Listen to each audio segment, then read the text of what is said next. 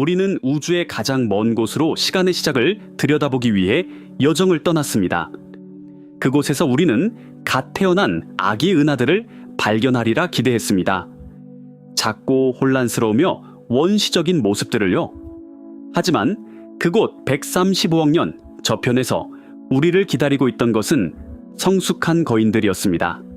우리는 먼 곳을 찾다가 가장 근본적인 진실을 놓치고 있었던 겁니다.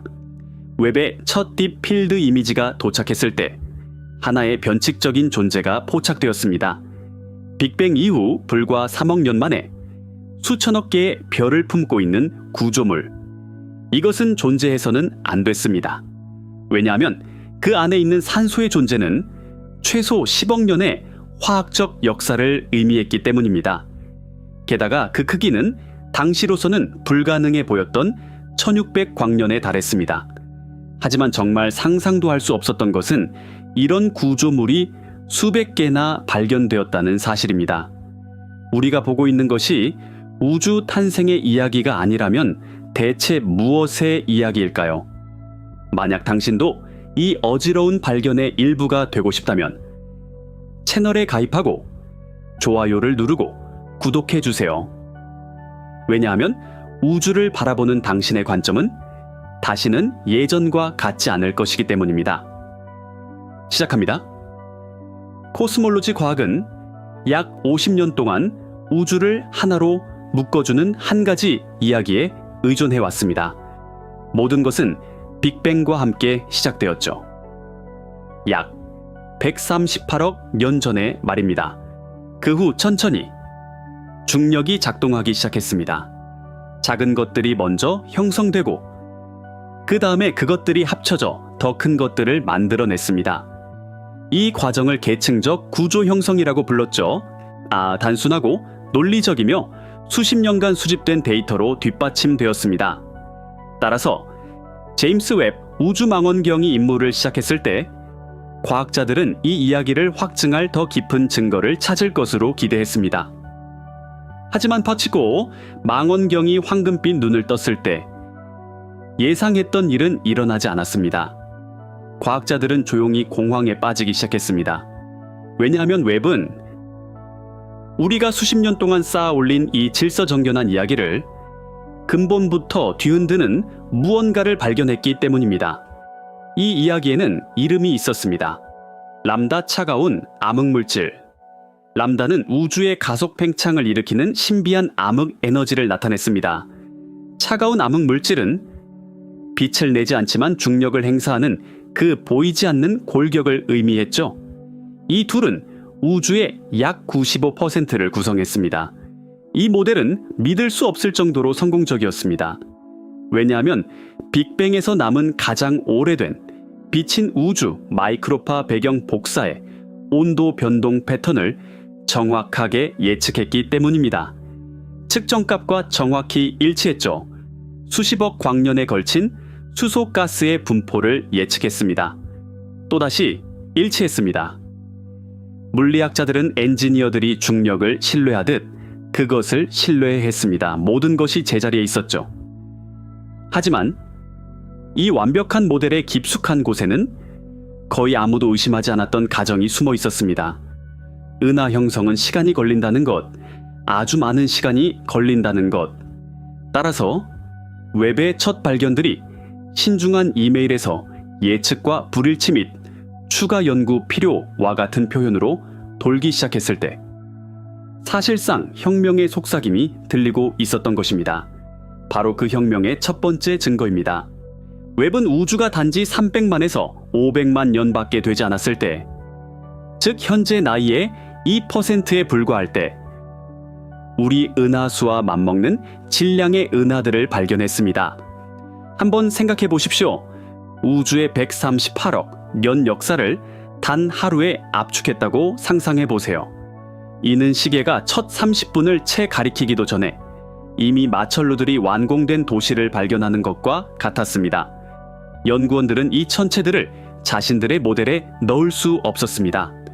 왜냐하면 모델은 그토록 이른 시기에는 작고 혼란스러우며 불규칙한 원시 은하, 즉 은하의 초안만이 존재할 수 있다고 말했기 때문입니다. 하지만 웹은 초안을 찾지 않았습니다. 아직 지어지지도 않은 벽에 걸려 있는 액자에 담긴 완전히 완성된 그림을 발견한 것입니다. 그 밝기 수준은 그 안에 수십억 개의 별들이 이미 불타고 죽어가며 주변 우주를 무거운 원소들로 풍요롭게 만들었음을 보여주었습니다. 이 무거운 원소들을 생산하는 데는 별들이 수십억 년을 필요로 합니다. 그렇다면 이것이 단지 통계적 우연일까요? 하나의 기이한 천체? 아마도요.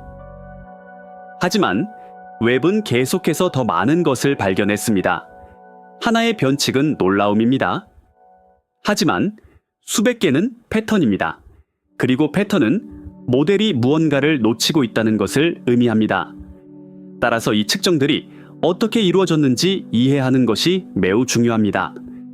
천문학자들은 은하의 거리와 그에 따른 나이를 측정하기 위해 적색 편이라는 방법을 사용합니다. 우주가 팽창하기 때문에 우리에게서 멀어지는 은하에서 오는 빛의 파장은 길어집니다. 마치 당신에게서 멀어지는 구급차의 사이렌 소리가 더 낮게 들리는 것처럼 말이죠. 그 빛은 스펙트럼의 붉은 쪽으로 이동합니다. 이 편이가 클수록 은하는 더 멀리 있고 더 오래된 것입니다. 예를 들어 적색 편이 값이 10인 은하는 그 빛이 우리에게 도달하기까지 너무나 긴 길을 여행했기 때문에 우리는 그것을 우주가 단지 500만 년 되었을 때의 모습으로 봅니다. 웹의 기록을 깬 은하는 14.32의 적색 편이 값을 가졌습니다. 이는 그 빛이 출발했을 때 우주가 겨우 300만 년밖에 되지 않았다는 것을 의미했습니다. 허블과 같은 오래된 망원경들은 이토록 멀리까지 선명하게 볼 수 없었습니다. 왜냐하면 그들의 가시광선 능력은 이 극도로 늘어난 빛을 포착하기에 불충분했기 때문입니다. 하지만 웹은 바로 이 파장대, 즉 적외선을 위해 최적화되었습니다. 이는 즉 측정에 대한 의심이 사라졌다는 것을 의미합니다. 웹은 이 은하들이 실제로 주장된 나이와 거리에 있다는 것을 분광학적으로, 즉 빛의 화학적 지문을 읽어 확인함으로써 확증했습니다. 이로써 도망칠 길은 완전히 막혔습니다. 문제는 실제했습니다. 은하들은 실제했습니다. 시간표는 실제했습니다. 그리고 이 측정들 안에는 모든 것을 더욱 기묘하게 만드는 세부 사항이 있었습니다. 이 기록적인 은하의 스펙트럼에서 확인된 산소 방출선이 발견되었습니다. 산소, 별들이 핵에서 핵융합을 통해 생성하고 죽을 때 우주로 흩뿌리는 무거운 원소. 빅뱅 후 불과 300만 년 된 은에서 산소를 발견한다는 것은 그 안에서 이미 여러 세대의 거대 별들이 살고 죽었다는 것을 의미했습니다. 우리의 현재 모델에 따르면 산소가 나타내는 이 화학적 시계는 수십억 년에 걸쳐 작동합니다. 하지만 웹은 이 시계가 수세기 전에 맞춰져 있었다는 것을 발견했습니다.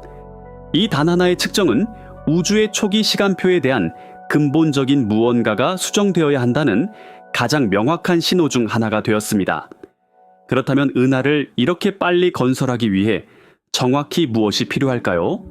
이 질문에 대한 답은 우리가 어떻게 모든 것이 시작되었는지에 대해 안다고 생각했던 모든 것을 의심하게 만듭니다. 왜냐하면 은하를 무에서 건설하는 것은 극적으로 보일지라도 실제로는 대부분 기다림의 연속이기 때문입니다. 왜냐하면 은하를 무에서 건설하는 것은 극적으로 보일지라도 실제로는 대부분 기다림의 연속이기 때문입니다. 그리고 이 기다림의 시간은 우리 모델에 따르면 믿을 수 없을 정도로 길어야 했습니다. 중력은 수소, 가스 구름을 끌어당깁니다.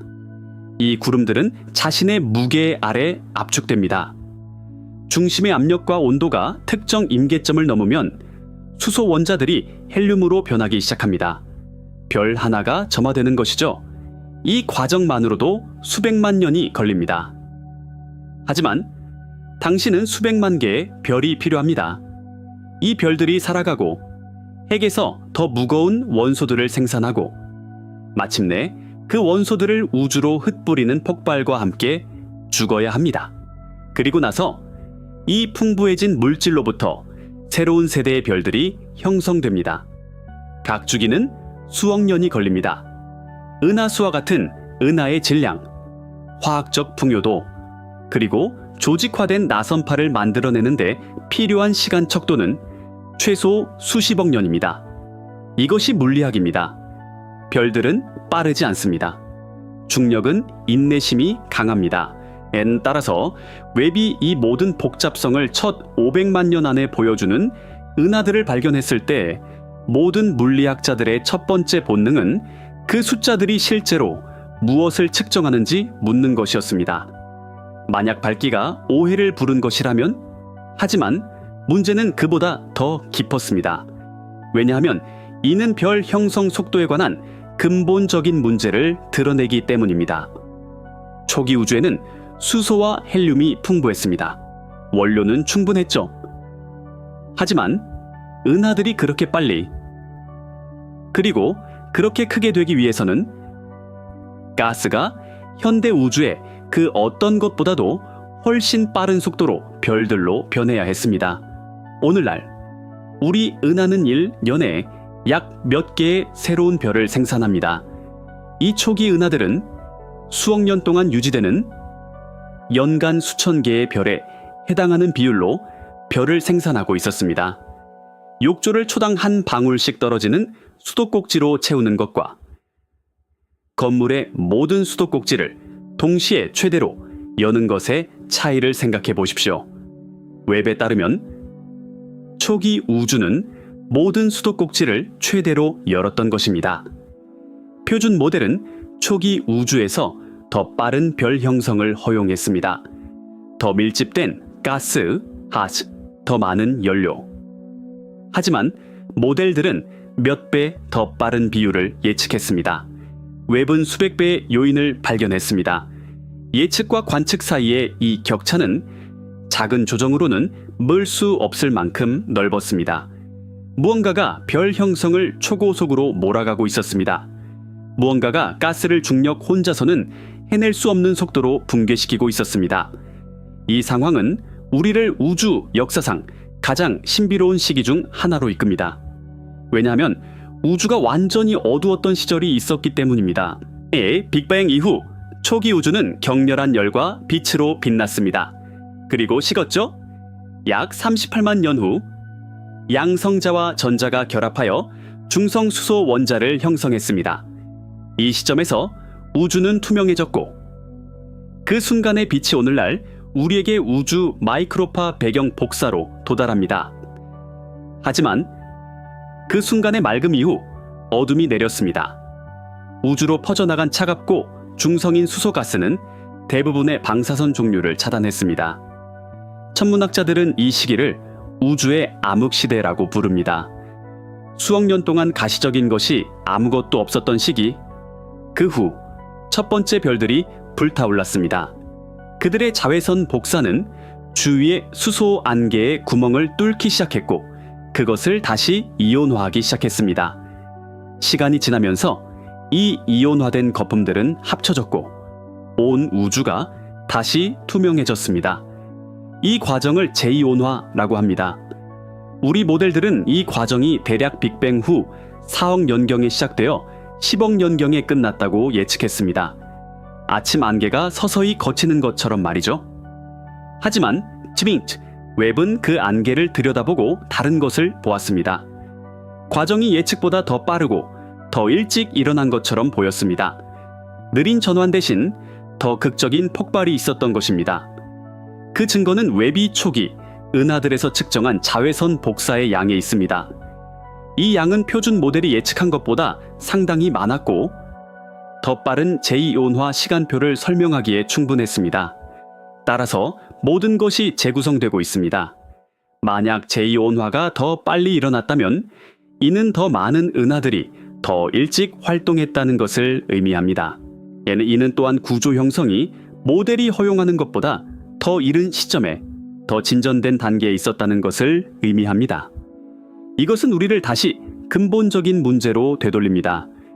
이 은하들은 어떻게 그렇게 일찍 그렇게 강력해질 수 있었을까? 그 답은 첫 번째 세대의 별들에서 시작될 수 있습니다.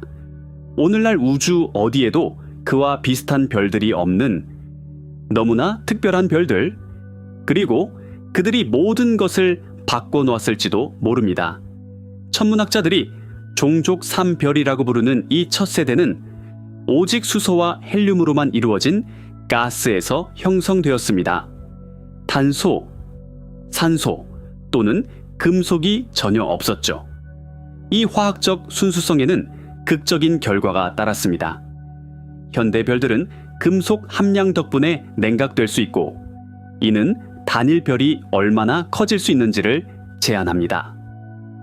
하지만 금속을 제거하면 가스구름은 효율적으로 냉각될 수 없습니다. 계속해서 붕괴합니다. 계속해서 질량을 축적합니다. 그 결과는 경이로운 규모의 별들이었습니다. 우리 태양의 100배에서 1000배의 질량을 가진 괴물들.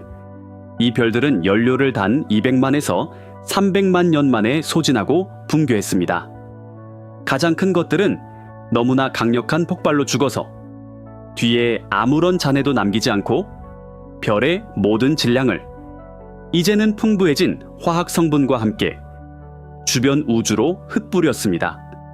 단 하나의 괴물, 별의 폭발이 다음 세대 별들이 형성되는 데 필요한 무거운 원소들로 전체 지역을 뿌릴 수 있었습니다. 여기까지 우리가 이야기한 모든 것은 웹의 발견으로 드러난 새로운 이론적 틀의 일부에 불과합니다. 실제로 얼마나 일찍, 얼마나 크고 얼마나 조직화된 구조들이 발견되었는지 이해하기 위해서는 이 이론적 배경에서 벗어나 구체적인 발견들로 내려가야 합니다. 마라톤 선수가 출발 신호가 울리기도 전에 경주를 끝낸 것을 발견하는 것과 비슷한 느낌을 그들은 받았습니다.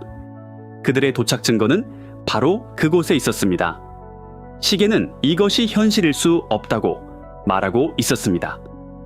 하지만 그들은 거기에 서 있었습니다. 천문학자들이 웹의 첫 딥필드 이미지가 처리되었을 때 마주한 상황이 바로 이것이었습니다. 범죄 현장.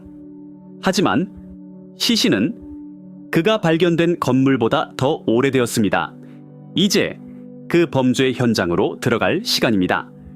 그 건물을 조사할 시간입니다. 그리고 그 시신의 신원을 확인할 시간입니다. 왜냐하면 웹이 발견한 첫 번째 증거는 특정 카탈로그 번호를 가진 카니찬 켜 적색 편의된, 그리고 우리의 모든 우주론적 모델을 의심하게 만드는 실제 천체였기 때문입니다. 찰리치, 왜냐하면 웹이 발견한 첫 번째 증거는 특정 카탈로그 번호를 가진 적색 편의된, 그리고 우리의 모든 우주론적 모델을 의심하게 만드는 실제 천체였기 때문입니다. 그리고 이제 진짜 충격이 시작됩니다. 왜냐하면 이론적인 논쟁은 끝났기 때문입니다. 실제 발견들이 테이블 위에 있습니다. 그리고 각각은 이전 것보다 더 불가능합니다. 여기 첫 번째 발견이 있습니다. 천문학자들은 모래알보다 작은 하늘의 한 조각을 들여다보았습니다. 그리고 거기에는 있어서는 안 될 것이 있었습니다. 수천억 개의 별빛으로 빛나는 은하. 거대하고 잘 형성되었으며 화학적으로 복잡했습니다. 그리고 우주가 500만 년보다 어렸을 때 한 시점에 멈춰 서 있었습니다. 이 특별한 천체는 여러 독립적인 팀에 의해 확인되고 연구되었습니다. 카탈로그 이름 JADES Z14-0. 과학자들은 그것의 적색 편의를 정밀하게 측정했습니다. 이 측정은 그것을 기록적인 거리에 위치시켰습니다. 우리가 보는 빛은 우주가 약 300만 년 되었을 때 출발했습니다. 이는 우주 전체 나이의 단 2%에 불과합니다. 그리고 이 은하는 이미 우리 별의 질량의 6억 배가 넘는 질량을 가지고 있었습니다. 이미 우리 은하 전체의 생산량을 몇 배나 초과하는 속도로 별들을 태우고 있었습니다. 따라서 팀들은 숫자들을 몇 번이고 다시 확인했습니다. 그 밝기는 그것이 포함하고 있는 별의 수를 말해주었습니다.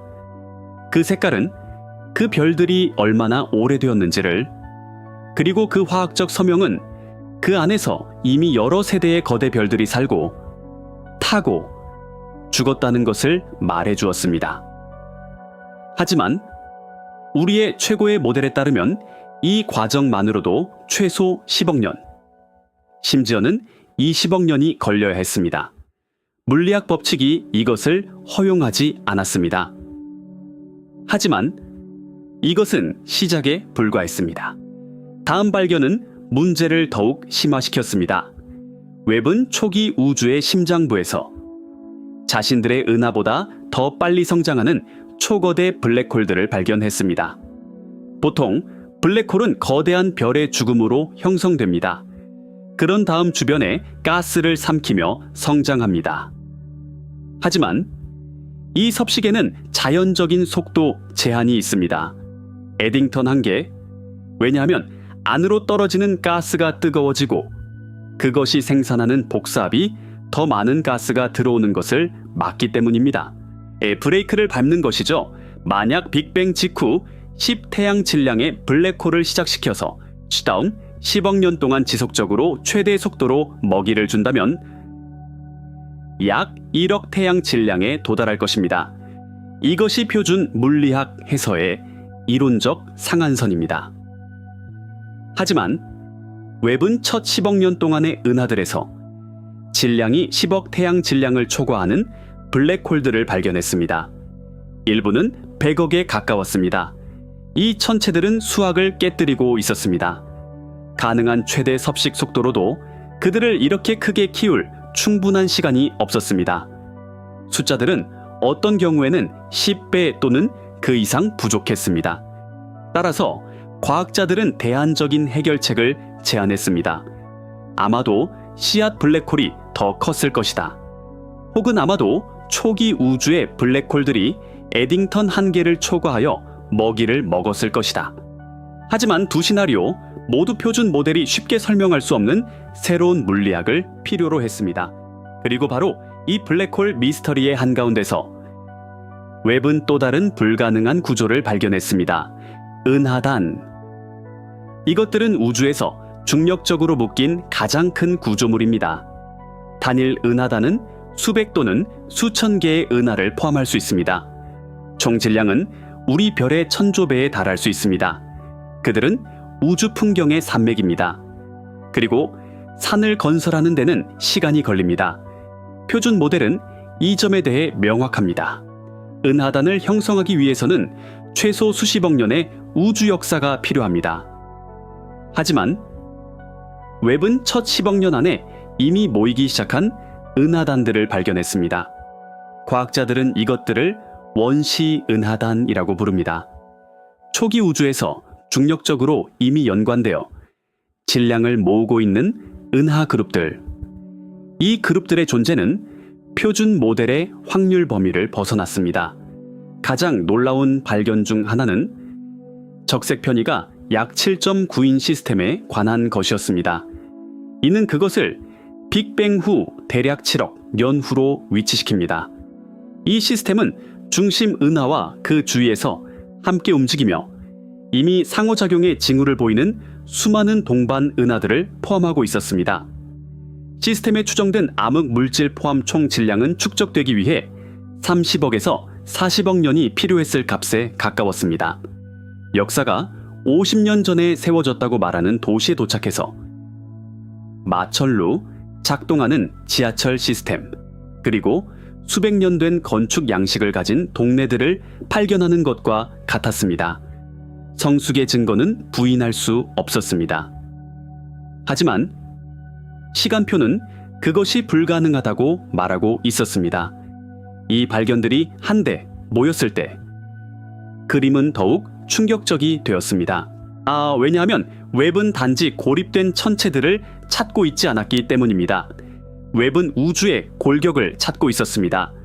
우주의 골격은 우주 그물이라고 불립니다. 은하들은 수십억 광년에 걸쳐 뻗어 있는 거대한 가스와 암흑 물질의 필라멘트를 따라 배열됩니다.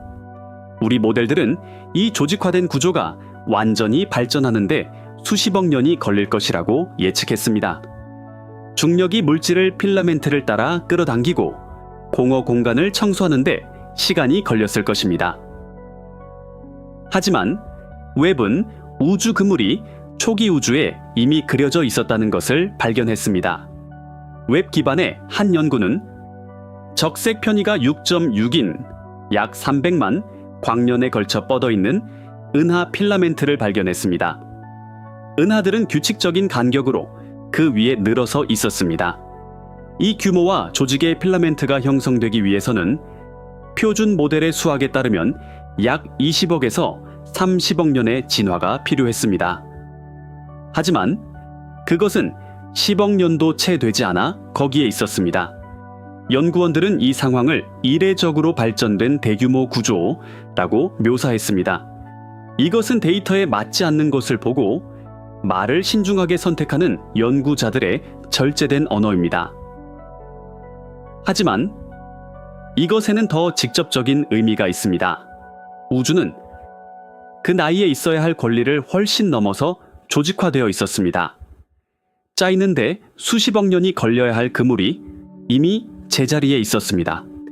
이 구조들, 이 은하단들, 이 은하들 모두 같은 것을 말하고 있었습니다. 표준 모델 어딘가에 근본적인 균열이 있었습니다. 하지만 그 균열은 정확히 어디에 있었을까요? 그리고 그것을 수리하기 위해 무엇이 필요했을까요? 왜냐하면 이 발견들은 단지 시작에 불과했고 웹이 계속해서 본 것들은 문제를 더욱 기이하게 만들 것이기 때문입니다. 하지만 그 균열은 정확히 어디에 있었을까요? 그리고 그것을 수리하기 위해 무엇이 필요했을까요? 왜냐하면 이 발견들은 단지 시작에 불과했고 웹이 계속해서 본 것들은 문제를 더욱 기이하게 만들 것이기 때문입니다.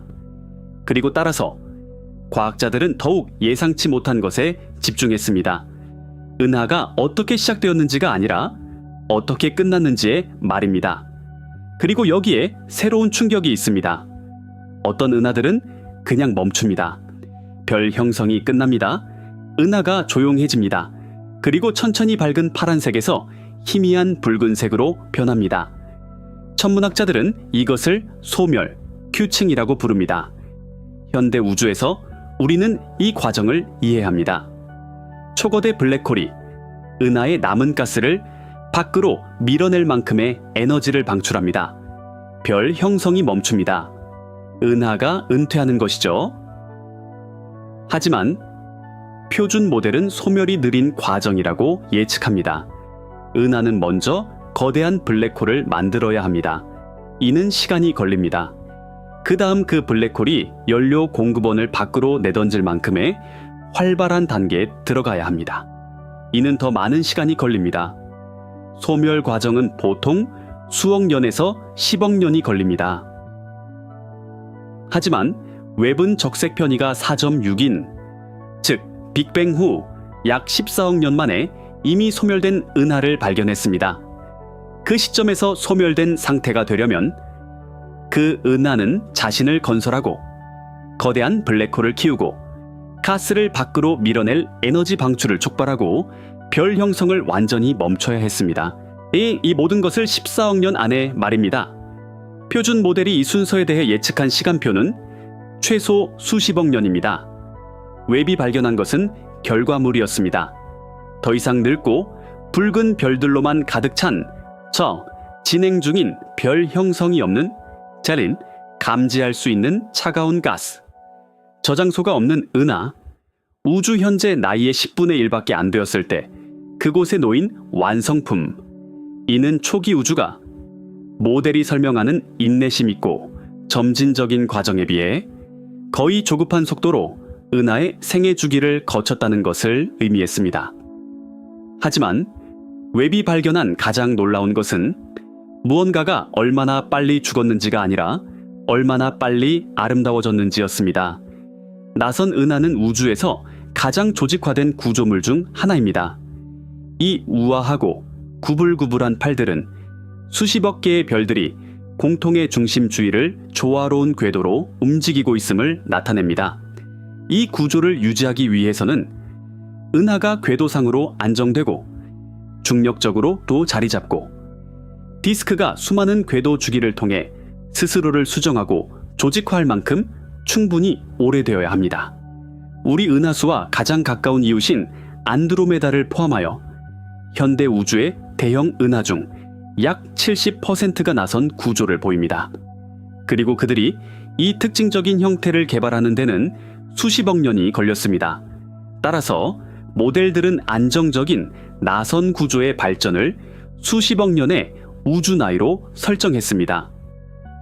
하지만 웹은 적색 편의가 6에 가까운 은하에서 나선팔 구조처럼 보이는 것을 감지했습니다. 이는 그것을 빅뱅 후 대략 9억 년 후로 위치시킵니다. 종이라고 불리는 이 은하는 약 6만 광년에 걸쳐 뻗어 있으며 물리적으로 은하수와 비교할 만한 크기입니다. 그 형태, 그 모양, 그 팔들, 그 중심의 빛 집중 모두 틀림없이 나선 은하를 가리키고 있었습니다. 9억 년 만에. 이것은 있어서는 안 될 일이었습니다. 디스크가 형성되고 냉각되고 평평해지고 조직적인 회전에 자리 잡는 데 시간이 필요했습니다. 나선파를 형성하는 밀도파가 전파되기 위해서는 중력적으로 안정된 디스크가 필요했습니다. 이 조건들 중 어느 것도 9억 년 만에 존재해서는 안 됐습니다. 하지만 그들은 거기에 있었습니다. 팔들은 실제했습니다. 그리고 문제는 여기서 끝나지 않았습니다.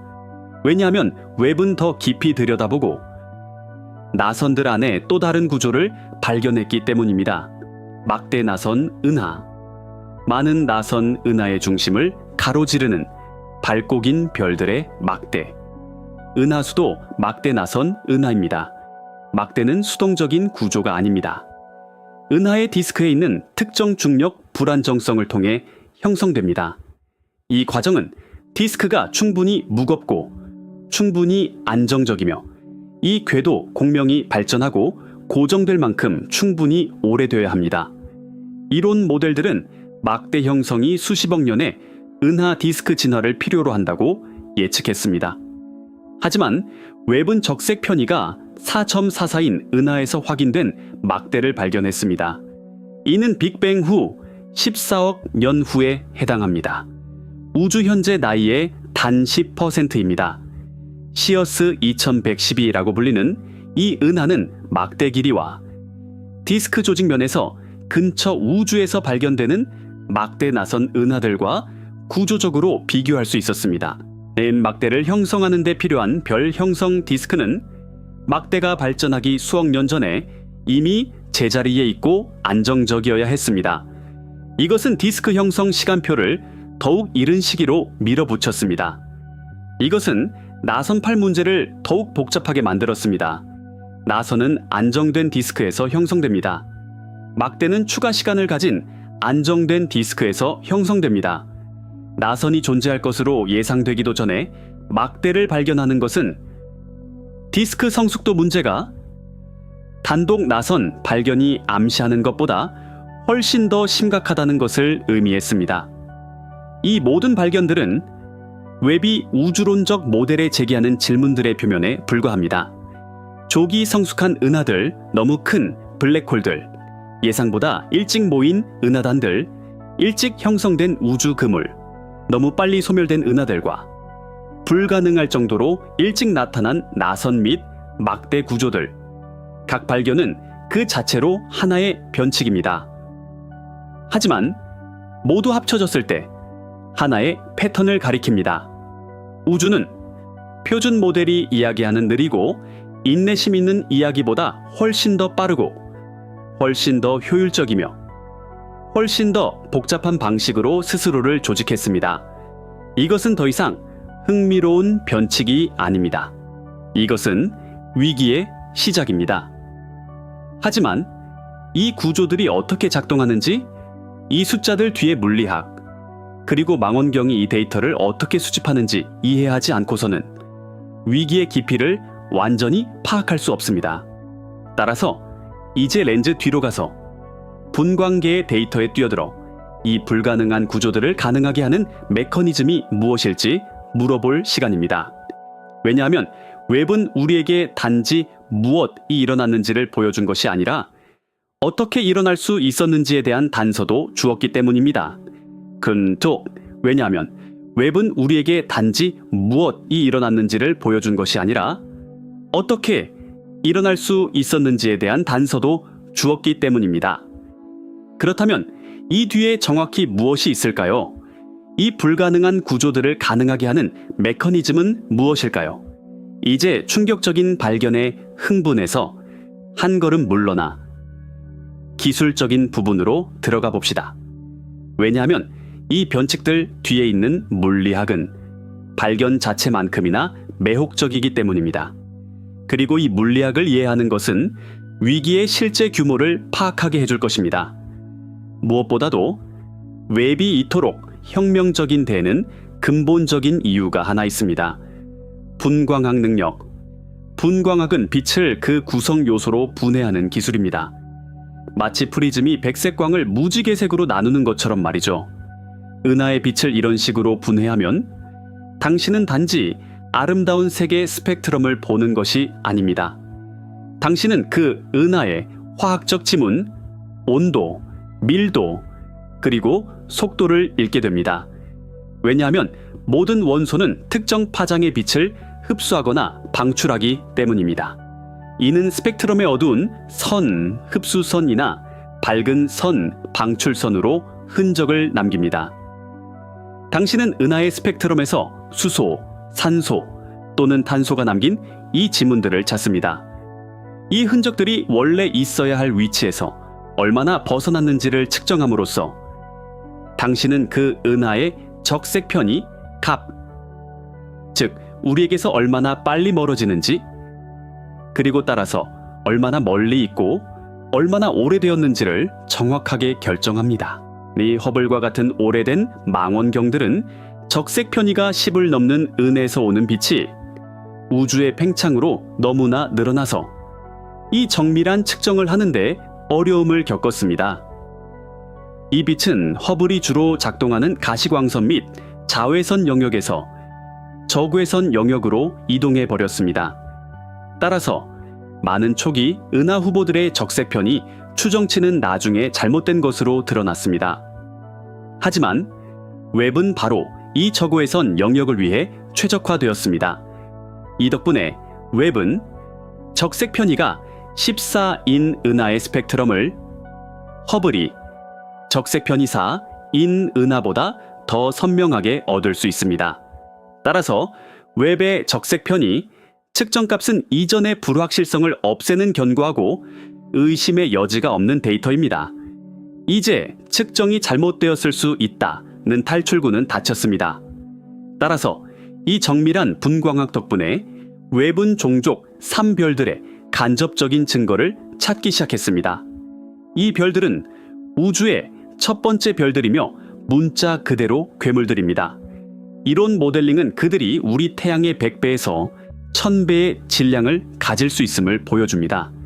왜냐하면 그들은 오직 수소와 헬륨만을 포함하고 금속이 전혀 없는 가스에서 형성되었기 때문입니다. 현대 별들에서 금속은 일종의 온도 조절 장치 역할을 합니다. 가스 구름이 냉각되도록 하여 단일 별이 얼마나 커질 수 있는지를 제한합니다. 하지만 금속을 제거하면 이 온도 조절 장치가 사라집니다. 가스 구름은 효율적으로 냉각되지 못하고 계속해서 붕괴합니다.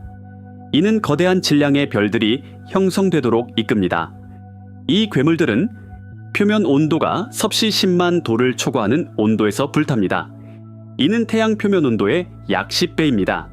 이렇게 크고 뜨겁기 때문에 그들은 연료를 단 200만에서 300만 년이라는 믿을 수 없을 만큼 짧은 시간 안에 소진합니다. 우리 태양과 같은 별이 100억 년 동안 탈 것이라고 생각하면 이것이 얼마나 빠른 삶인지 알 수 있습니다. 가장 큰 것들이 죽을 때는 쌍불안정성 초신성이라고 불리는 너무나 격렬한 폭발을 일으켜 뒤에 아무런 잔해도 남기지 않습니다.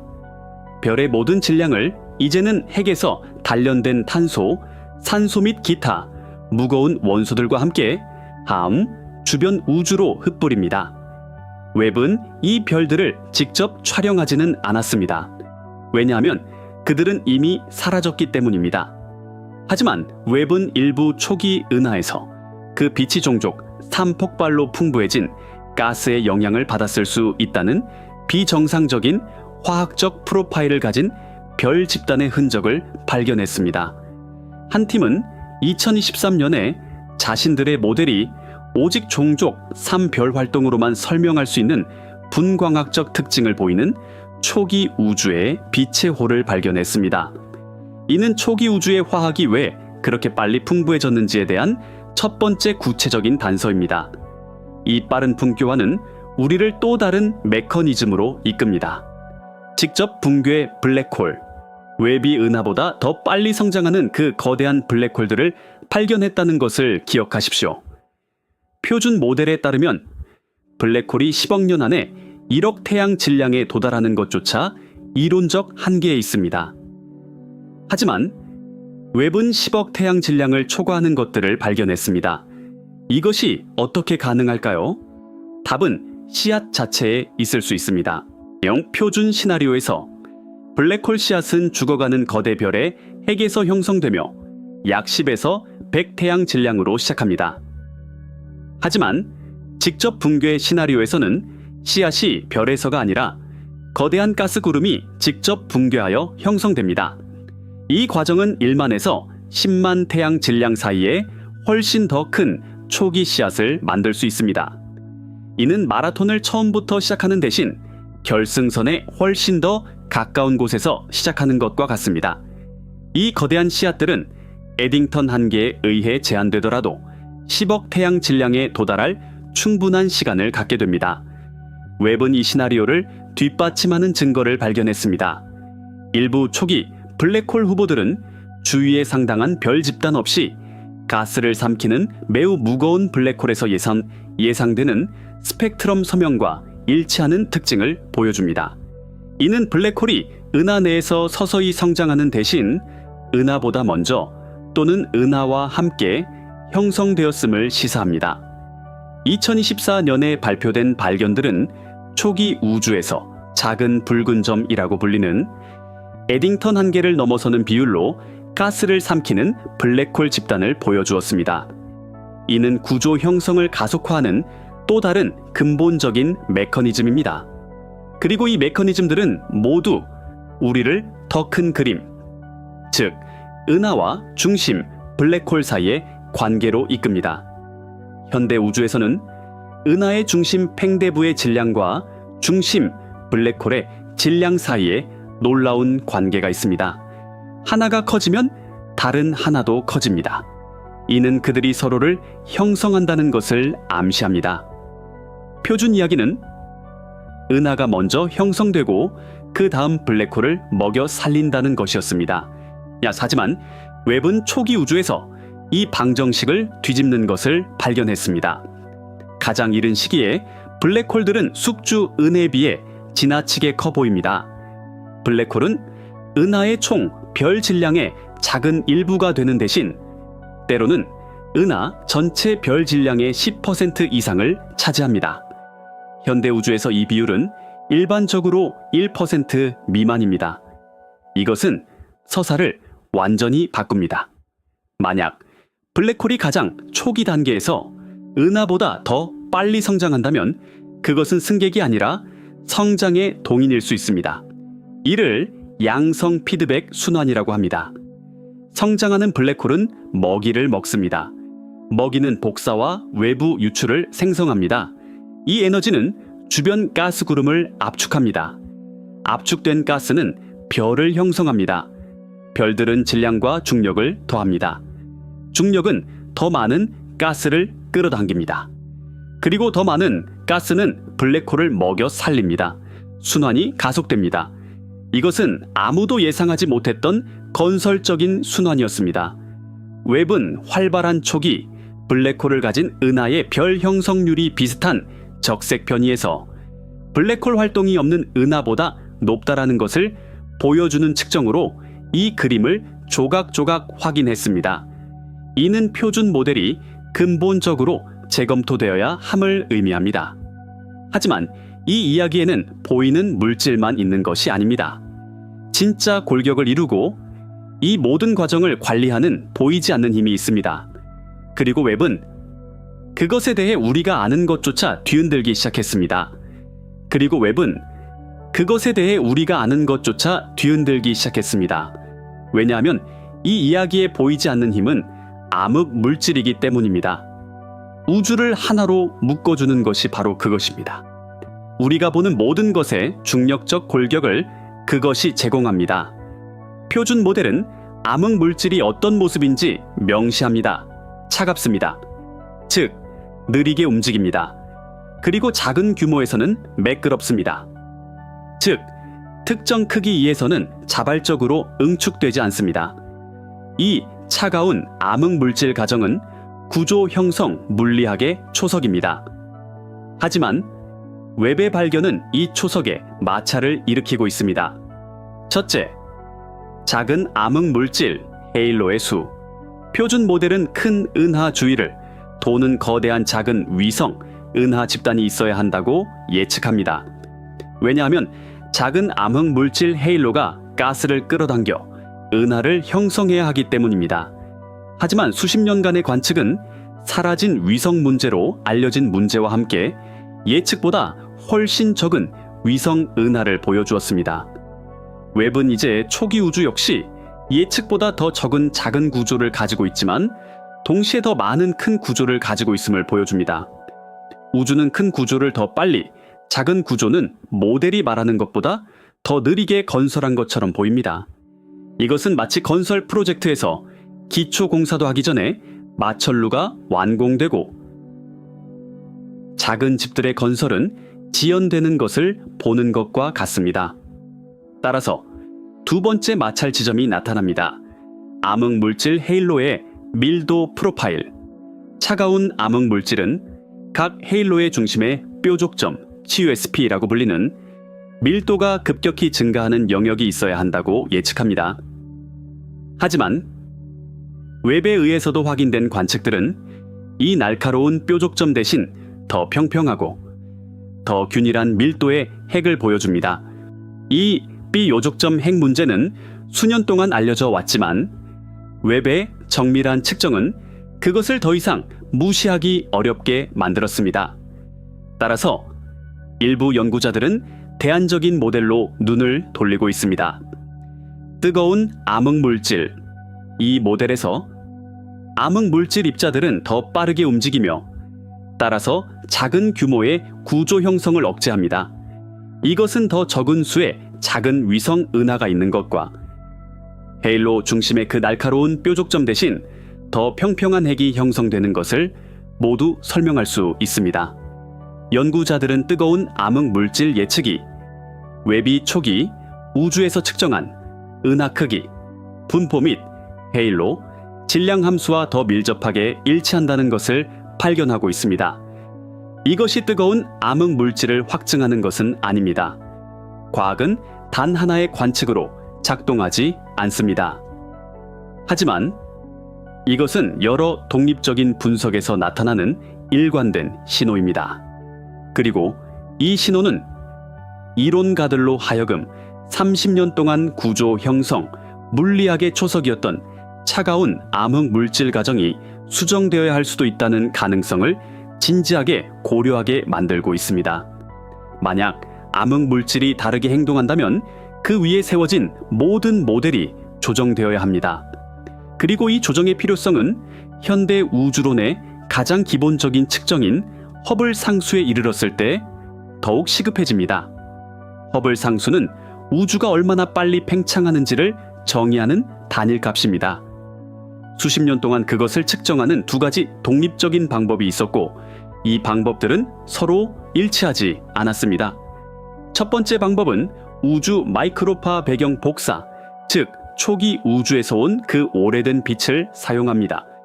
과학자들은 이 빛의 온도 패턴을 측정하고 제 표준 모델을 사용하여 오늘날의 허블 상수가 어떠해야 하는지 예측합니다. 이 분석에서 나온 답은 메가파섹당 약 67km/s입니다. 두 번째 방법은 더 직접적입니다. 과학자들은 실제 밝기가 알려진 표준 촛불을 사용하여 가까운 은하까지의 거리를 측정합니다. 가장 고전적인 표준 촛불은 1A형 초신성입니다.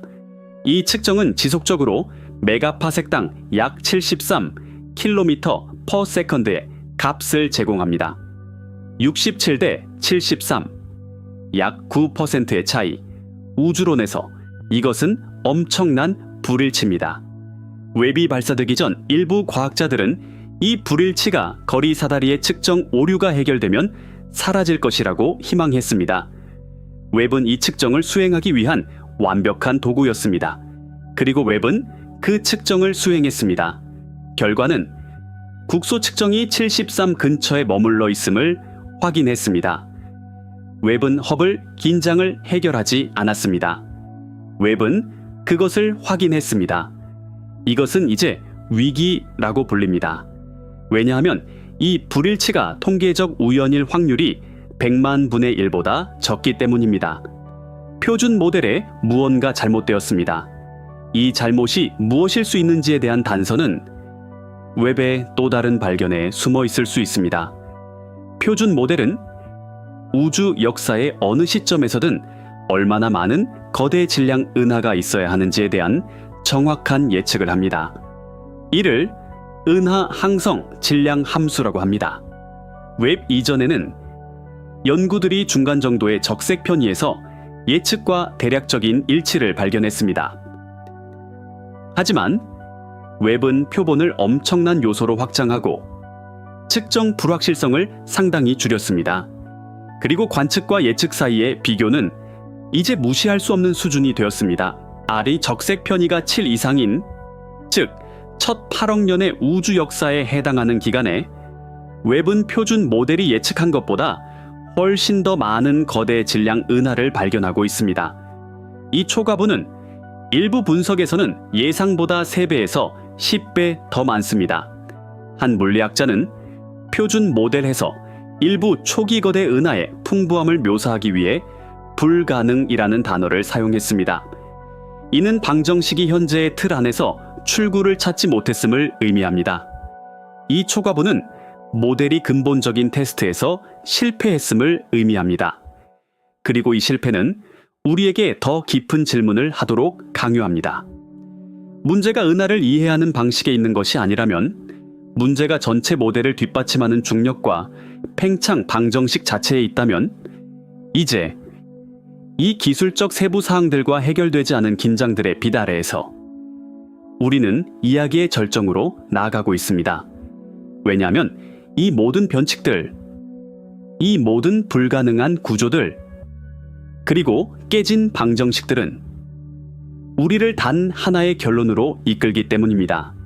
패러다임이 붕괴하고 있을 수 있습니다. 그리고 우리는 그 증인입니다. 다음은 단지 과학적 발견이 아니라 혁명의 해부학입니다. 왜냐하면 웹의 데이터가 합쳐졌을 때 나타나는 그림은 단지 조정이 필요한 모델이 아니라 아마도 완전히 바뀌어야 할 우주론이기 때문입니다. 그리고 웹은 그것에 대해 우리가 아는 것조차 뒤흔들기 시작했습니다. 하지만 이제 이 모든 기술적 세부 사항들, 이 모든 해결되지 않은 긴장들은 잠시 제쳐두고 이제 절정이 옵니다. 왜냐하면 웹의 데이터가 한데 모였을 때 나타나는 그림은 단지 조정이 필요한 모델이 아니라 완전히 바뀌어야 할 우주론이었기 때문입니다. 이것은 혁명의 해부학입니다. 각각의 발견은 표준 모델의 벽에 가해진 해머의 일격이었습니다. 그리고 이제 우리는 그 타격들 중 가장 강력하고 가장 충격적이며 가장 불가능한 것들을 보게 될 것입니다. 준비하십시오. 왜냐하면 이제 템포가 최고조에 달하기 때문입니다. 첫 번째 타격, 질량 함수. 이것은 기술적인 용어처럼 들릴 수 있습니다. 하지만 그 의미는 충격적입니다. 표준 모델은 특정 시간에 특정 질량 이상의 은하가 몇 개나 있어야 하는지를 정확하게 예측합니다. 이것은 모델의 근본적인 예측입니다. 웹 이전의 연구들은 이 예측과 대략적으로 일치했습니다. 하지만 그 다음에 웹이 보았습니다. 그리고 숫자들을 세었습니다. 그리고 수학은 붕괴했습니다. 적색편이 7 이상, 즉 첫 8억 년 동안 웹은 표준 모델이 예측한 것보다 3배에서 10배 더 많은 거대 질량 은하를 발견했습니다. 이것은 실수가 아니었습니다. 통계적 편차도 아니었습니다. 이것은 모델이 근본적인 테스트에서 가장 기본적인 예측 중 하나에서 실패했다는 것을 의미했습니다. 한 팀은 2023년에 발표한 논문에서 상황을 명확히 밝혔습니다. 높은 적색 편의에서의 거대 은하의 풍부함은 람다 차가운 암흑물질 모델에 통계적으로 유의미한 수준에서 도전한다. 이 절제된 언어 뒤에는 거대한 문제가 놓여 있었습니다. 왜냐하면 이 초과분을 설명하기 위해 모델을 아무리 강하게 밀어붙여도 소용이 없었기 때문입니다. 그들은 별 형성 효율을 높였습니다. 피드백 메커니즘을 변경했습니다. 어느 것도 이토록 큰 초과분을 완전히 설명하지 못했습니다. 이것은 건물의 기본 설계도가 실제로 지어진 층수를 설명하지 못하는 것과 같았습니다. 설계도는 10층이라고 했지만 당신은 100층짜리 마천루를 보고 있었습니다. 따라서 과학자들은 이론 자체에 균열이 있다고 의심하기 시작했습니다. 이것만으로도 위기를 촉발하기에 충분했습니다. 하지만 이것은 단지 첫 번째 타격이었습니다. 두 번째 타격, 허블 위기. 이것은 우주론의 심장부에 있는 시한폭탄이었습니다. 우주의 팽창 속도. 두 가지 다른 방법으로 측정했을 때 두 가지 다른 결과를 낳았습니다. 초기 우주의 빛을 보고 한 측정은 초당 약 67km/메가파섹이라는 결과를 냈습니다.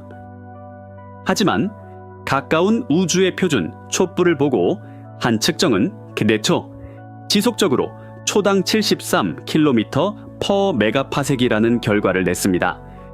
그 사이의 9% 차이는 수십 년 동안 긴장으로 알려져 왔습니다. 많은 사람들이 이것이 더 정밀한 측정으로 사라질 측정 오류이기를 바랐습니다.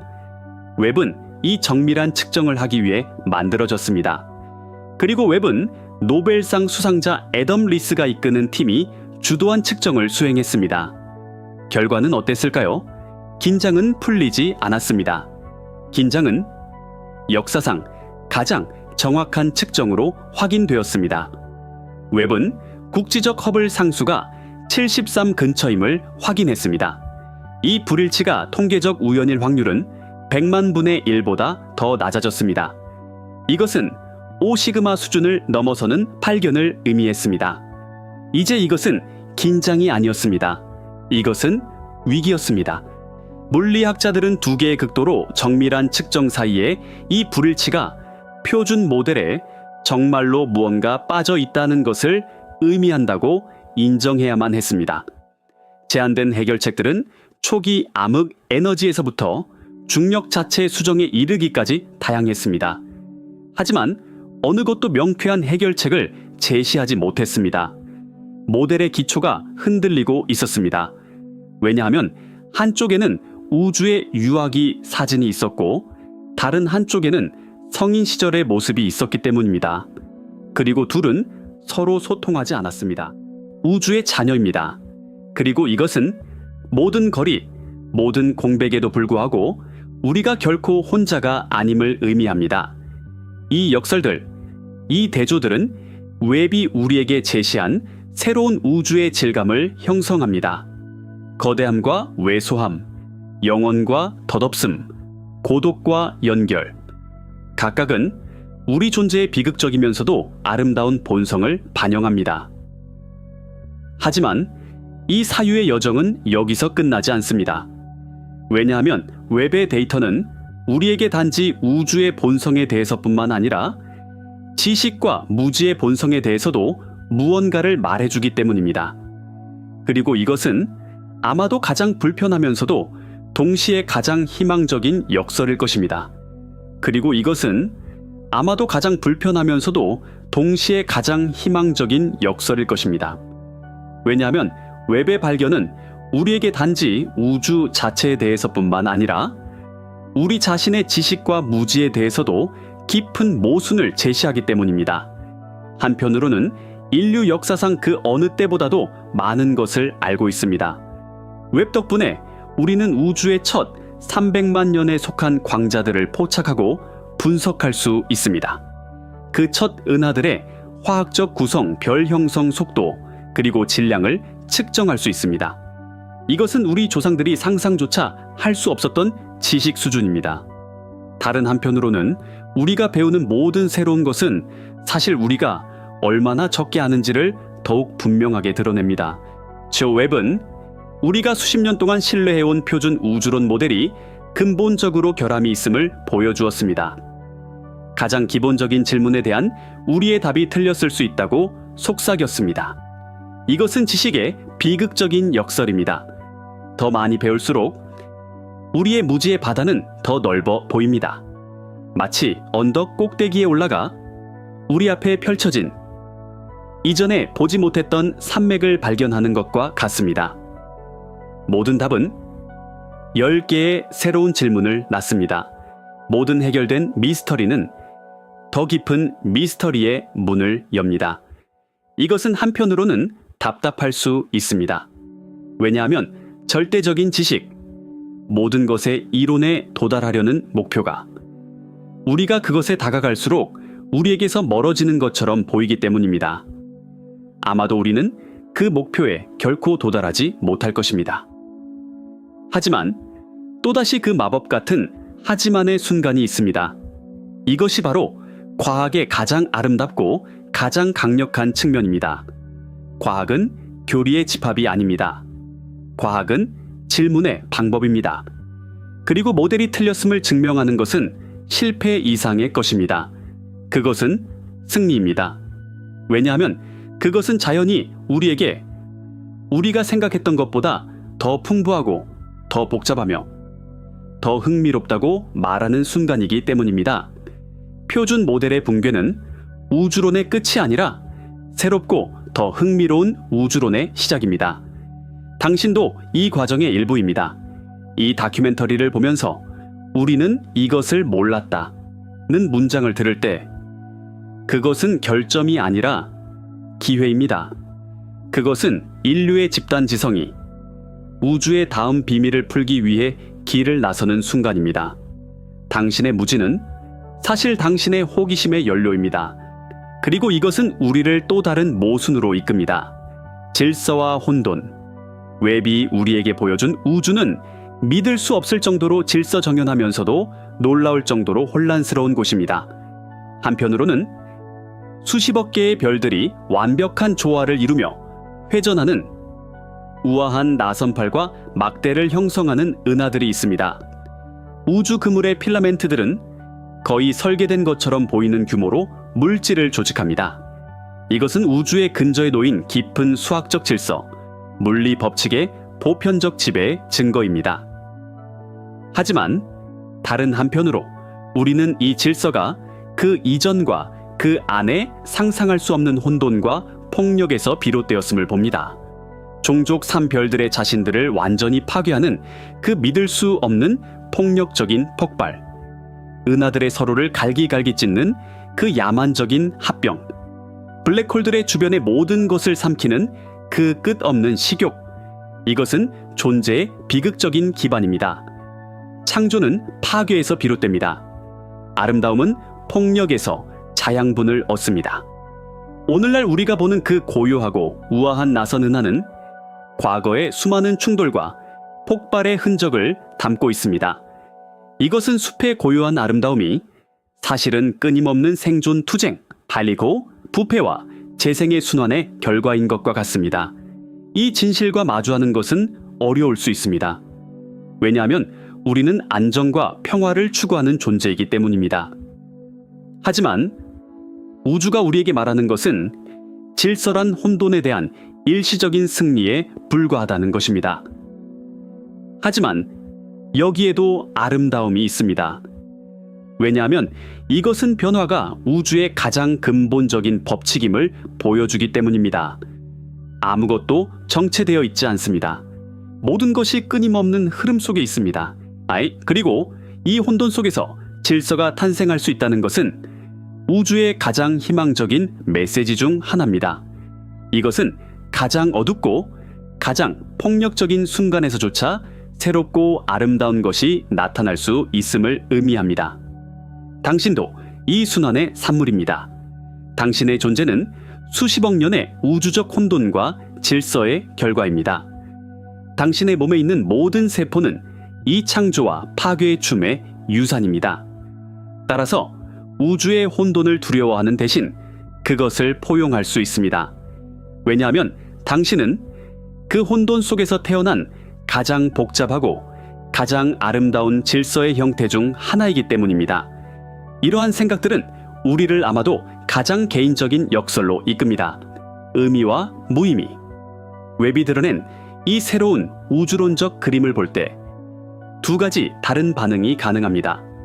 첫째, 무의미함의 느낌.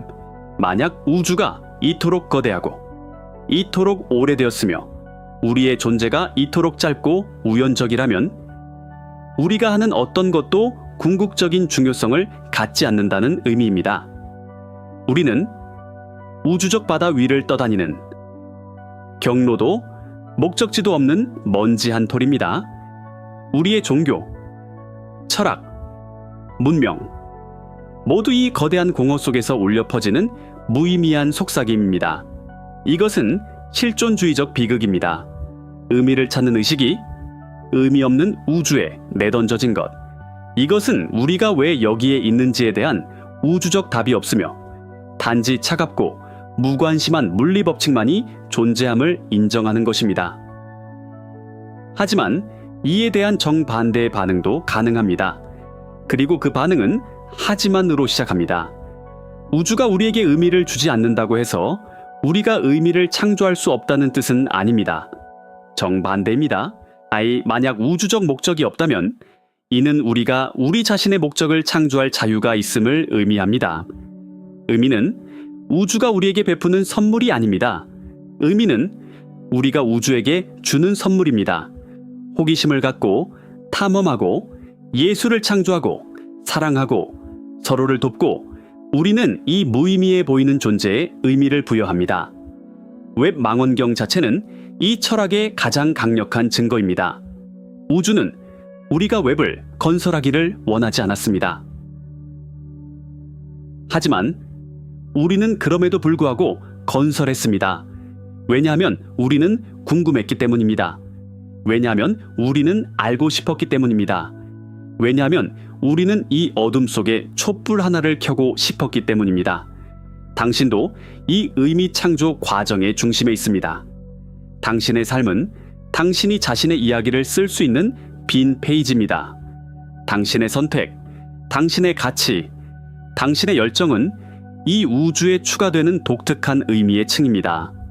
우주는 당신에게 왜? 라는 질문의 답을 주지 않을 수도 있습니다.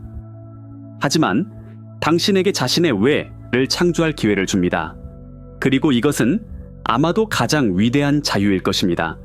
거대함과 왜소함, 지식과 무지, 질서와 혼돈, 의미와 무의미, 이 역설들은 웹이 우리에게 열어준 새로운 창을 통해 본 풍경의 일부에 불과합니다. 그것들은 우주가 단지 물리적인 장소가 아니라 사유와 철학의 공간임을 보여줍니다.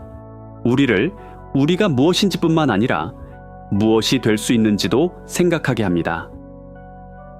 하지만 이 사유의 여정에서 답해야 할 질문이 하나 더 있습니다. 그리고 그 질문은 아마도 모든 것보다 더 깊이 들어갑니다. 자, 이 모든 새로운 정보의 빛 아래에서 우리는 코페르니쿠스 원리, 즉 우주에서 우리의 위치가 특별하지 않다는 생각을 다시 생각해야 합니다. 은하수는 특별하지 않습니다. 이것은 현대 천문학의 초석입니다. 하지만 웹의 발견은 우리가 전형적이라는 것이 무엇을 의미하는지 다시 검토하게 만듭니다. 왜냐하면 만약 우주가 초기 단계에서 우리가 생각했던 것보다 훨씬 더 빠르고 효율적으로 복잡성을 창조했다면 이것은 우리의 존재 시점에 대해 무엇을 의미할까요? 이것은 우리를 우주의 끝, 우리 자신의 운명, 그리고 아마도 가장 위대한 미스터리로 이끄는 길로 들어서게 합니다. 그리고 이것은 우리를 우주의 끝, 우리 자신의 운명, 그리고 아마도 가장 위대한 미스터리로 이끄는 길로 들어서게 합니다. 그리고 이제 우리는 더 깊고 더 내적인 질문과 마주합니다. 이 모든 정보로 우리는 무엇을 하는가? 코페르니쿠스 원리, quote, 즉 우주에서 우리의 위치가 특별하지 않다는 생각이 재편되는 이 새로운 현실에서 우리는 어떻게 살아가는가? 웹이 우리에게 제시한 이 그림은 단지 천문학 책뿐만 아니라 우리 자신에 대한 인식도 바꾸고 있습니다. 그리고 이것은 우리를 존재의 가장 근본적인 모순들과 마주하게 합니다. 첫 번째 모순은 과거와 미래 사이입니다. 한편으로 웹은 우리에게 과거가 얼마나 달랐는지를 보여줍니다. 우주의 첫 10억 년은 우리 모델이 예측했던 느리고 점진적인 과정이 아니라 정반대로 빠르고 효율적이며 거의 조급한 시기였습니다. 은하들은 생각보다 훨씬 일찍 성숙했습니다. 화학적 복잡성은 생각보다 훨씬 일찍 나타났습니다. 이것은 우리의 기원 이야기를 다시 씁니다. 은하수는 고요한 우주에서 천천히 합쳐진 작은 조각들로 이루어지지 않았습니다. 그것은 더 혼란스럽고 더 에너지 넘치는 우주 환경의 산물이었습니다. 다른 한편으로 이 새로운 과거 정보는 우리의 미래에 대한 불확실성을 더욱 증폭시킵니다. 만약 표준 모델이 과거를 이토록 잘못 예측했다면 미래를 얼마나 정확하게 예측할 수 있을까요? 암흑 에너지가 진화하고 있을 수 있다는 그 작은 단서는 우주의 궁극적인 운명에 대한 모든 시나리오, 빅 프리즈, 빅 립, 빅 크런치를 의심하게 만듭니다. 이것은 존재의 비극적인 측면입니다. 과거를 더 명확하게 볼수록 미래가 더 안개 속에 있음을 깨닫습니다. 마치 자동차의 백미러는 수정처럼 맑지만 앞 유리는 완전히 김이 서려 있는 것과 같습니다. 우리의 뿌리를 이해했다고 생각하는 순간 우리는 우리가 갈 곳에 대한 모든 확신을 잃습니다. 이것은 일종의 지적 현기증을 유발합니다.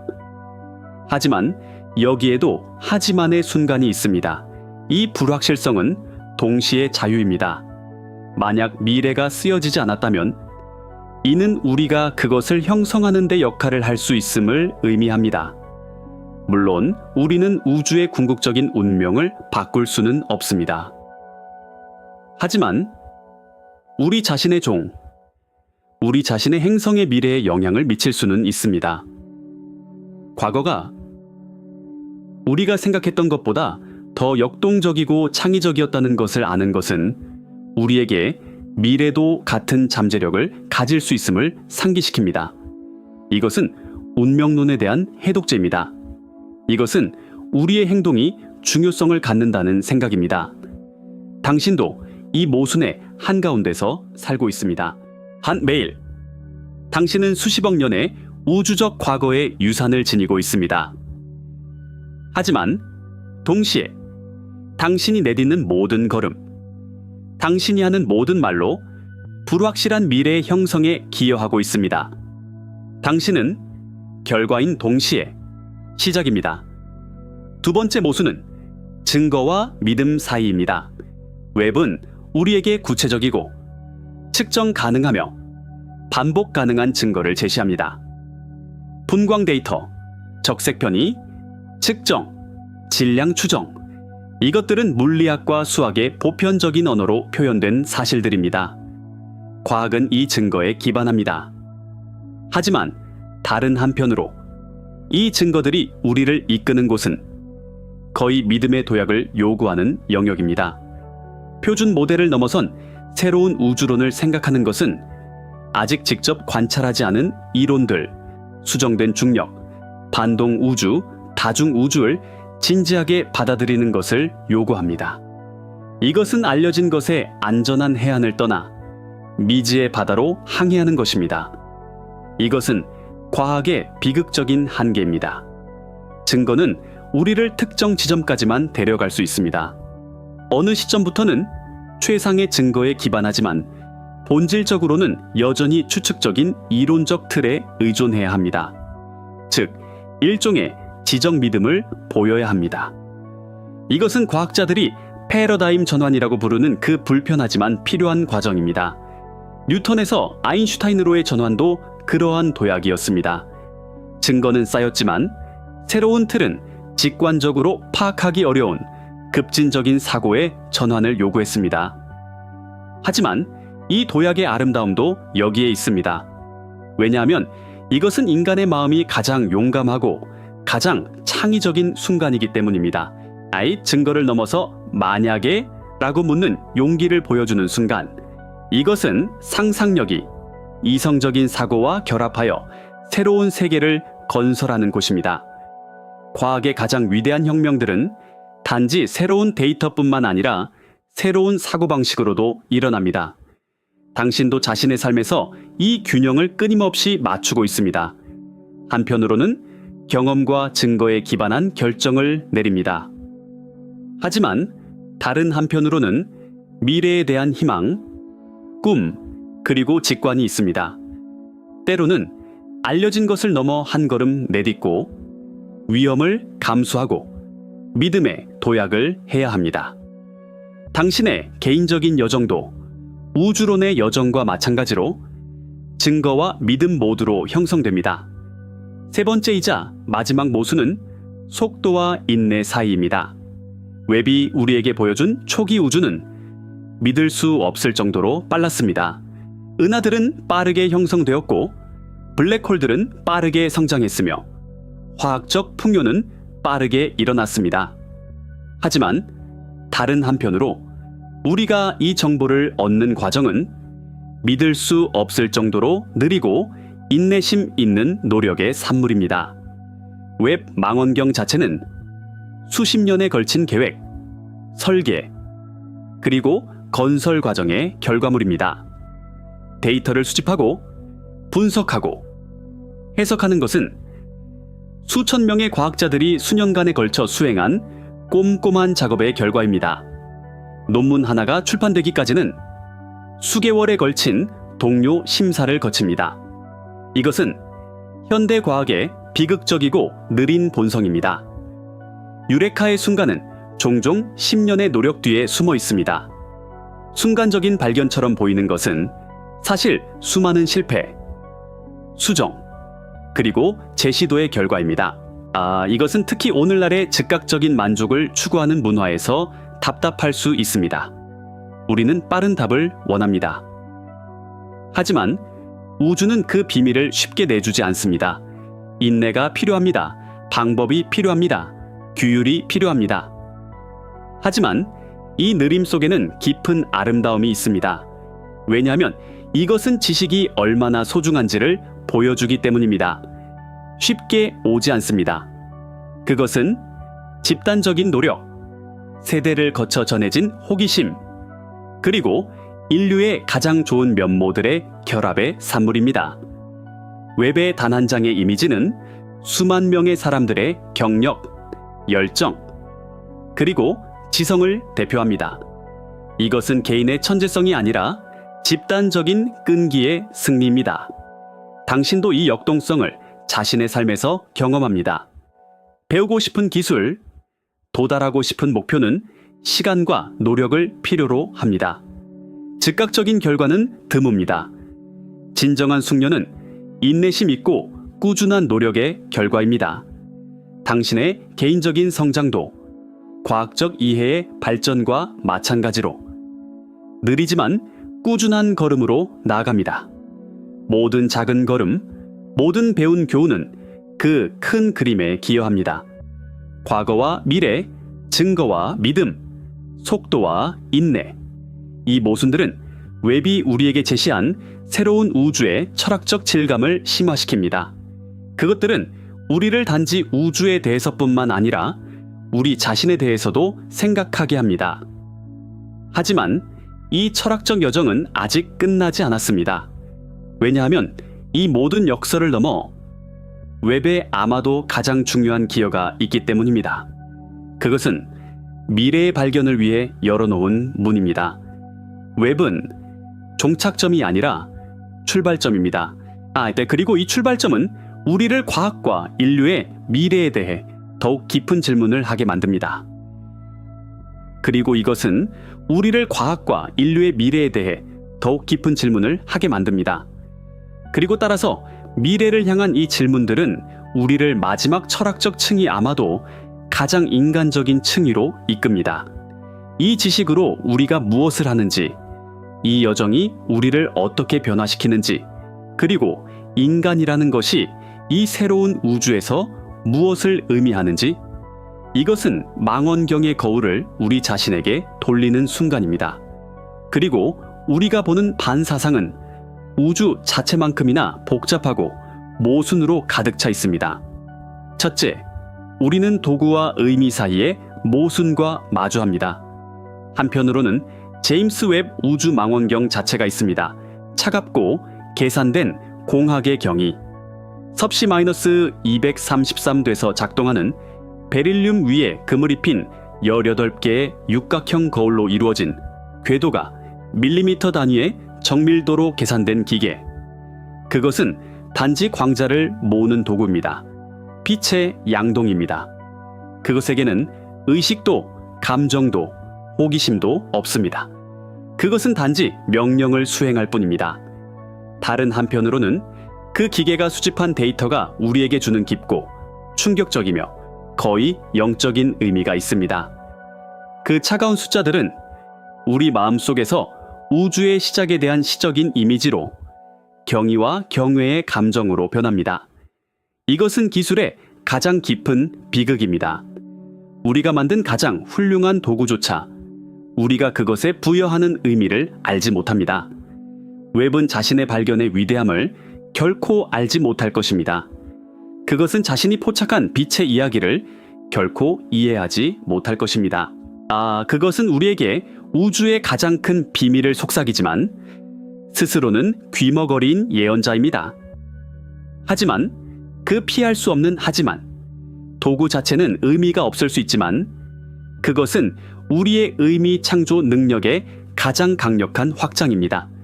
그것은 우리의 호기심의 물리적 표현입니다.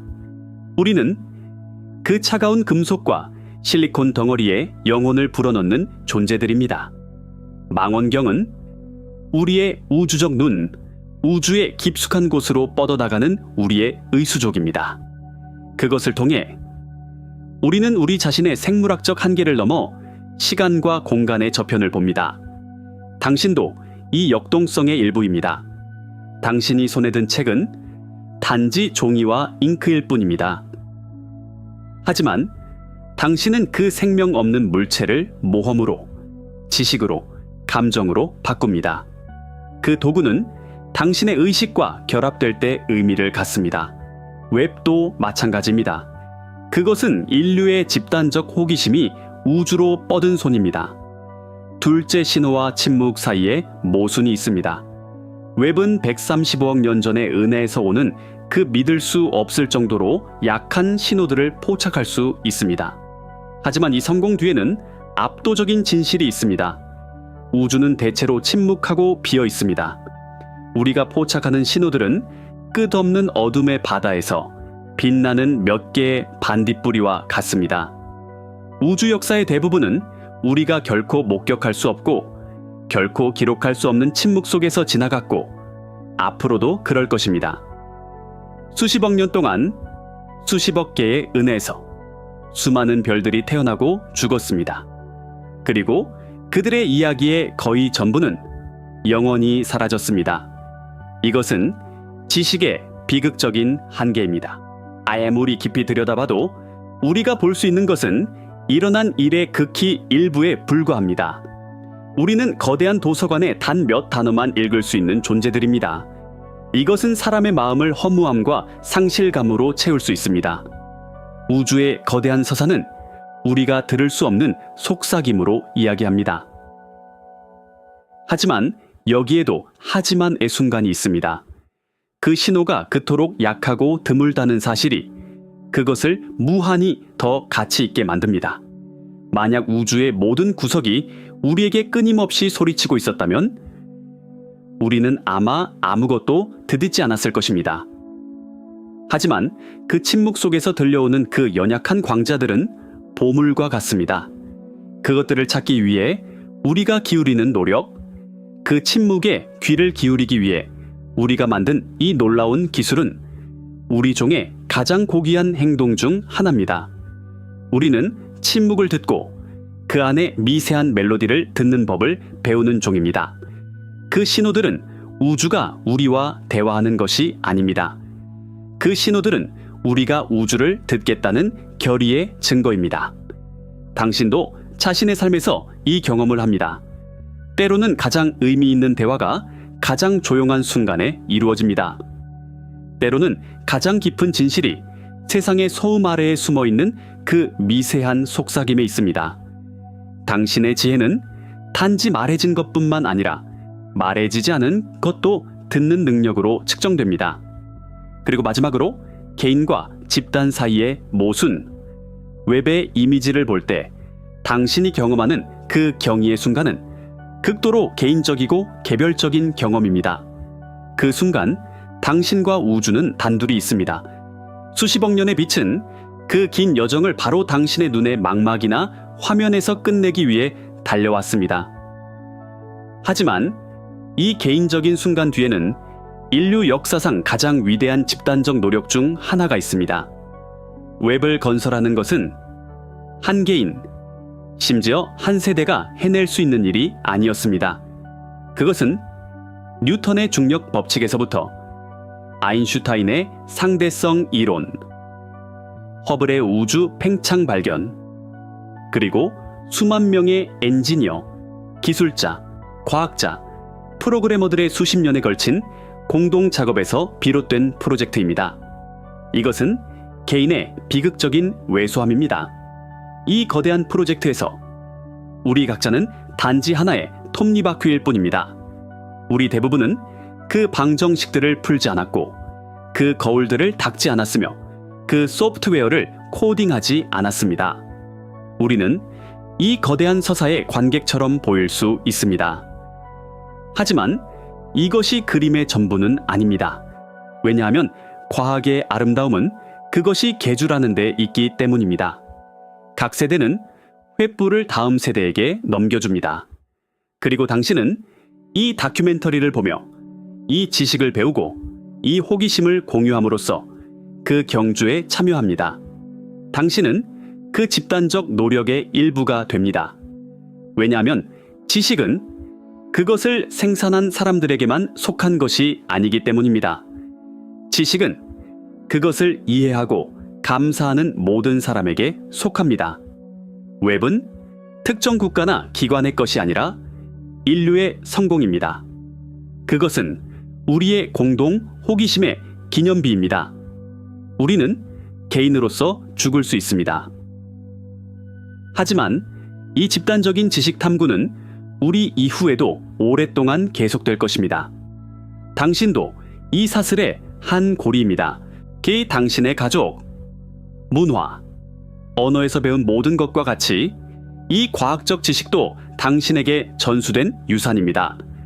그리고 당신이 이 유산을 이해하고 소중히 여길 때 당신은 그것을 살아있게 하는 사람이 됩니다. 그리고 이렇게 이 길고 깊은 사유의 여정의 끝에 다다릅니다.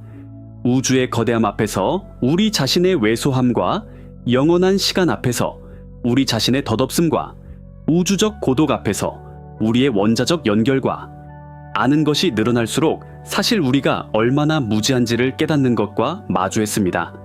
이 모순들, 이 역설들은 이제 우리의 새로운 우주적 주소입니다. 이제 우리는 우주가 우리에게 들려주던 그 단순하고 질서정연한 동화보다 훨씬 더 기이하고 훨씬 더 빠르며 훨씬 더 멋진 곳임을 압니다. 우리는 표준 모델의 안전한 항구를 떠났습니다. 그리고 이제 지도가 다시 그려지는 바다에서 새로운 발견의 시대의 여명에 서 있습니다. 이것은 조금 무서울 수 있습니다. 하지만 동시에 믿을 수 없을 정도로 흥미롭습니다. 왜냐하면 웹이 우리에게 보여준 것은 끝이 아니기 때문입니다. 이것은 모든 것이 어떻게 시작되었는지에 대한 이야기가 다시 쓰이는 그 첫 흥미롭고 빛나는 페이지입니다. 웹은 이 우주가 얼마나 기이한지를 보여주었습니다. 하지만 만약 이것이 존재하는 유일한 우주가 아니라면 밖에는 무한한 수의 우주가 있을 수 있고 각각의 우주에서 다른 선택을 한 다른 삶을 사는 또 다른 당신이 있을 수 있습니다. 다음 여정에서 우리는 평행 우주의 문을 엽니다. 다른 당신들을 만날 준비가 되셨습니까?